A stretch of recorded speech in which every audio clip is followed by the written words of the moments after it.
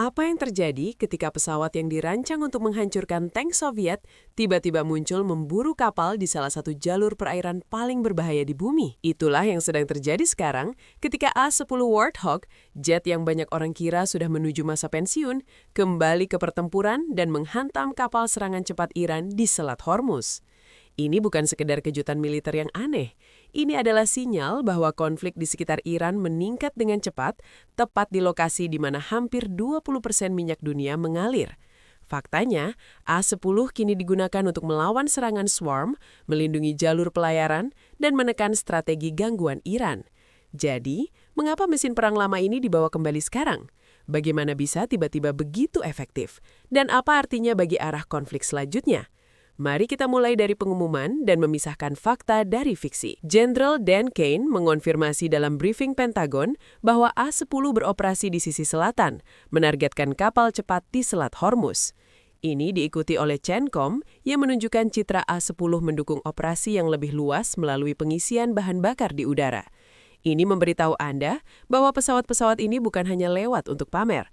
Mereka tetap di udara, tetap siaga, dan aktif mendukung misi. Itu bukan sekedar berita terbaru, itu hal besar. Namun di medan tempur yang sudah dipenuhi kapal induk AS dan jet F-35, mengapa Warthog? Sekilas ini terdengar aneh. Bagaimanapun A-10 dibuat untuk era yang berbeda.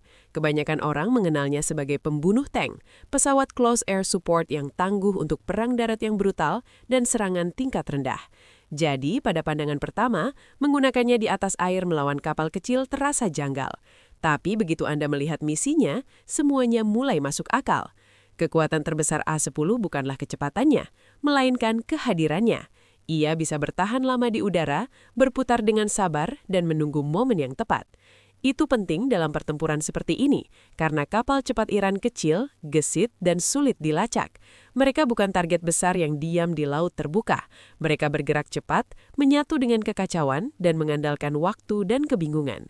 Pesawat yang bisa berlama-lama, melacak secara visual dan bereaksi cepat, menjadi sangat berguna dalam situasi seperti itu. Alih-alih masuk dan keluar cepat seperti jet F-35, A-10 bisa bertahan, mengamati, dan menyerang saat target menunjukkan diri.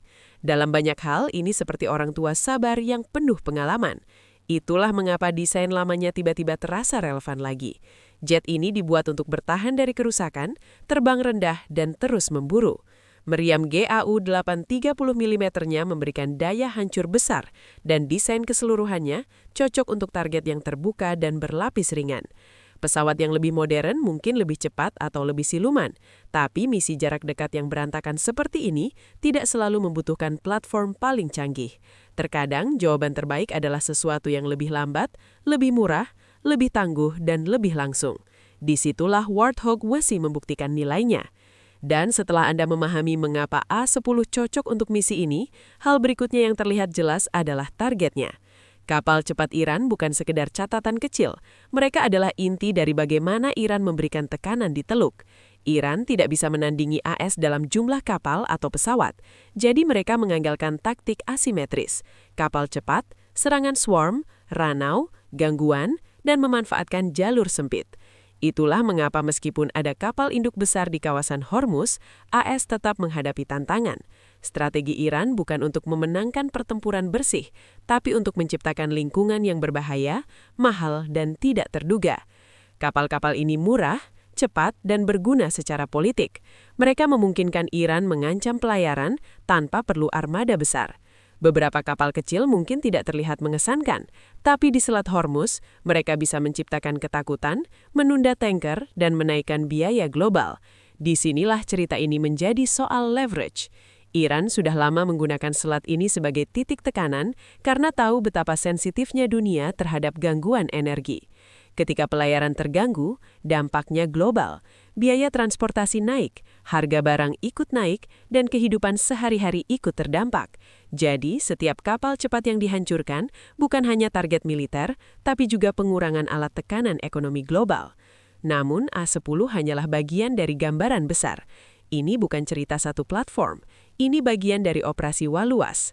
Laporan menunjukkan A-10 menyerang kapal, sementara bom penetrator besar digunakan untuk target bunker.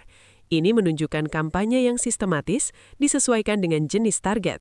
Ironisnya, A-10 dulu dianggap usang, tapi kini kembali ke medan tempur melakukan pekerjaan yang memang dirancang untuknya. Ini menunjukkan bahwa teknologi berkembang cepat, tapi jenis perang tertentu tidak berubah. Masalah kapal swarm tidak selalu butuh solusi paling canggih. Lebih menarik lagi, ini bukan improvisasi. Pilot A-10 sudah dilatih untuk misi seperti ini. Latihan di Teluk menunjukkan bahwa rencana ini sudah dipikirkan sebelumnya. Jadi ini bukan taktik dadakan, tapi strategi yang sudah disiapkan. Ini mengurangi kesan bahwa Iran tidak terduga. Justru sebaliknya, pola mereka sudah dipelajari. Mereka bukan misteri tapi masalah yang sudah punya solusi. Lalu pertanyaan berikutnya, senjata apa yang digunakan? Tidak semua detail dipublikasikan, tapi A-10 punya berbagai opsi. Meriam 30 mm, misil Maverick, bom berpanduan, roket, dan lainnya. Meskipun meriamnya ikonik, dalam praktek pilihan senjata tergantung situasi. Disinilah soal survivabilitas muncul. A-10 tangguh, tapi bukan tak terkalahkan. Lingkungan Teluk penuh ancaman, pertahanan udara, drone, misil, jadi penggunaannya berarti risiko sudah diperhitungkan. Ini menunjukkan bahwa Iran mengandalkan gangguan karena keterbatasan kekuatan konvensional. Strategi mereka adalah tekanan, bukan dominasi. Namun ini juga berdampak politik. Setiap kehilangan merusak citra kekuatan Iran, apalagi jika ancaman mereka bisa dikalahkan oleh pesawat yang dianggap kuno. Di sisi lain, dampaknya nyata bagi dunia. Gangguan pelayaran memengaruhi harga, ekonomi, dan kehidupan sehari-hari. Itu sebabnya konflik ini penting. Namun tetap ada risiko. A-10 lambat dan tidak siluman. Operasi di wilayah padat ancaman berbahaya. Jadi perencanaan misi sangat penting. Pertanyaan besar, apakah ini berhasil? Ukurannya bukan satu serangan, tapi apakah gangguan berkurang dan pelayaran lebih aman? Jika ancaman kapal cepat melemah, maka alat tekanan Iran ikut melemah. Ini membuka kemungkinan langkah berikutnya, patroli lanjutan, serangan tambahan, dan operasi berlapis. Tekanan berkelanjutan membuat penggantian aset jadi sulit. Setiap kehilangan mengikis kemampuan dan citra Iran. Pada akhirnya, gambaran besarnya jelas. A-10 digunakan secara spesifik untuk melawan taktik utama Iran di jalur strategis dunia. Ini menunjukkan pendekatan yang terarah. Iran mencoba menjadikan selat sebagai senjata. Kini justru selat itu memperlihatkan kelemahan mereka.